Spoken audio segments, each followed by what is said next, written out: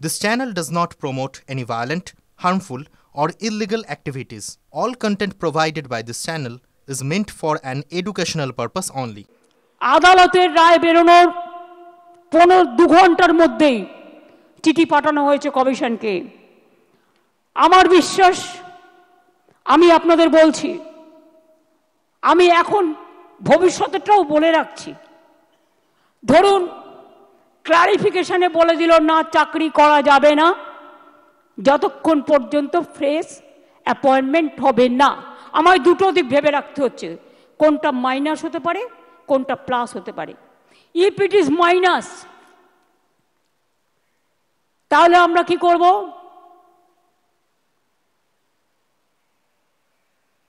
মাইনাসেরটা আমার না বলাই ভালো, আমার মাথায় কিছু আছে। আমি ধরে নিচ্ছি এটা প্লাস হবে।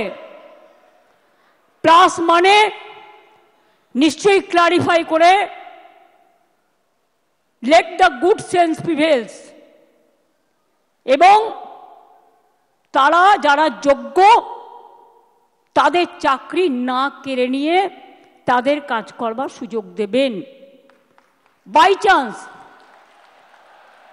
চান্স যদি না দেয়, তাহলেও মনে রাখবেন, যারা যোগ্য তাদের চাকরি নিশ্চিন্ত করার দায়িত্ব সরকারের।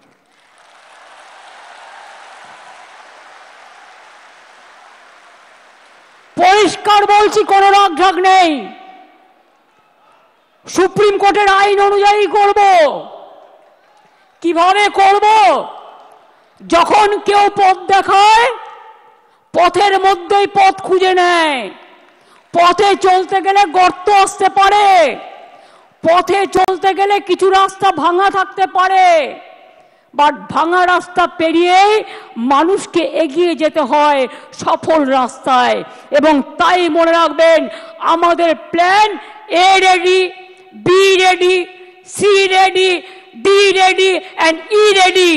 মনে রাখবেন, এই যোগ্য টিচারদের চাকরি যাতে কোনোভাবে না যায়। যদি বলে তোমাকে 2 মাসে প্রসেস করতে হবে, আপনাদের তো কেউ চাকরি টার্মিনেট করেনি এখনো পর্যন্ত, করেছে কি? কোনো নোটিশ পেয়েছেন? আপনার বিরুদ্ধে দুর্নীতি না যদি প্রমাণ করতে পারে, তো কি আপনাকে কেউ যেতে বারণ করেছে? যান না, আপনি আপনার কাজ করুন না। আপনার কাজ কে বারণ করেছে? আপনারা বাচ্চাদের শিক্ষা দেবেন না? আপনারা বাচ্চাদের পড়াবেন না? আপনারা স্কুলগুলোতে ক্লাস করবেন না? হ্যাঁ, তখন যদি সুপ্রিম ভলেন্টারিলি সার্ভিস কিন্তু সবাই দিতে পারে, সেখানে কিন্তু আটকাবার কোনো জায়গা নেই কারো। সেখানে কি করে আপনাদের চলবে? ধরুন ধরে নিলাম ওরা করলো না, বলল না, হবে না, তখন আমি কি করব? তখন আমি এডুকেশন ডিপার্টমেন্টকে রিকোয়েস্ট করতে পারি। কি রিকোয়েস্ট? এটা আমরা লিগাল আলোচনা করেই বলছি যে 2 মাস বলেছে তো, 3 মাসের মধ্যে প্রসেস কমপ্লিট করতে হবে। যারা চাকরি করছেন, দাঁড়াও, আরে ভাই, আমি মাইনাসটা তো বলে রাখবো। ধরুন যদি না করে সুপ্রিম কোর্ট, তাহলেও মনে রাখবেন, অল্টারনেটিভ যা করার আমরা করব। এবং সেক্ষেত্রে আপনারা যাতে আবার চাকরি ফিরে পান, তার ব্যবস্থা প্রসেসের মধ্যে দিয়েই 2 মাসের মধ্যেই কমপ্লিট হবে। এবং আপনাদের চাকরি ব্রেক হবে না, কারণ আপনার এক্সপিরিয়েন্স এবং অ্যাডিশনাল কনসেশন আপনারা পাবেন যারা 10 বছর ধরে চাকরি করছেন। এটা মাথায় রাখবেন।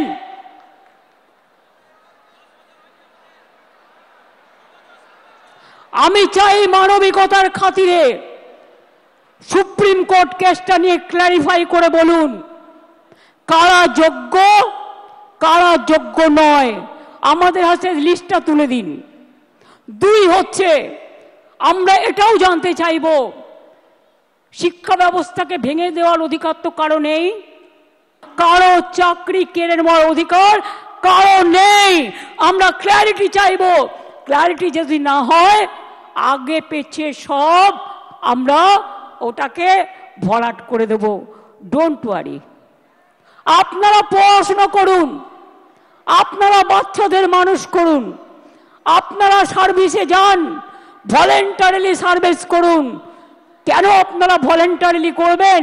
তার কারণ আমাদের সুপ্রিম কোর্টে ক্লারিফিকেশনের জন্য যেতে হচ্ছে বলে আইন মোতাবেক আমরা চাই আইন আপনাদের সুরাহা করুক। আর যারা রাস্তায় দাঁড়িয়ে চিৎকার করে আমায় গালাগালি দিচ্ছেন তাদের বলবো, আপনারা তো চারিদিকে লোক পুষে রেখেছেন, এই রায় তো আপনারা কলকাঠি নাড়েননি তো। মমতা ব্যানার্জিকে খাস্তা করতে গিয়ে মনে রাখবেন টিচারদের চাকরি কেড়ে নেবেন না, ওদের জীবন যৌবন কেড়ে নেবেন না, যোগ্যদের চাকরি কাড়বেন না, যোগ্য প্রার্থীদের অমর্যাদা করবেন না। মমতা ব্যানার্জিকে হাজারবার আপনারা মিথ্যে কথা বলতে পারেন, কুৎসা করতে পারেন, চক্রান্ত করতে পারেন। মনে রাখবেন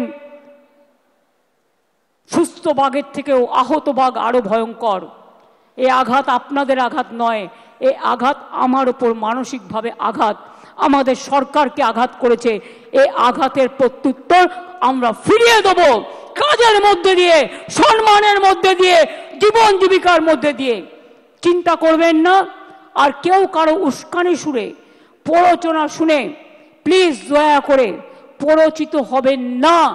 মনে রাখবেন মাথার উপরে আমরা আছি, মামাটি মানুষের সরকার আছে, কারো প্রতি কোনো অবিচার আমরা করব না। এটা আমি কথা দিয়ে গেলাম, এটা আমি কথা দিয়ে গেলাম, এটা আমি কথা দিয়ে গেলাম।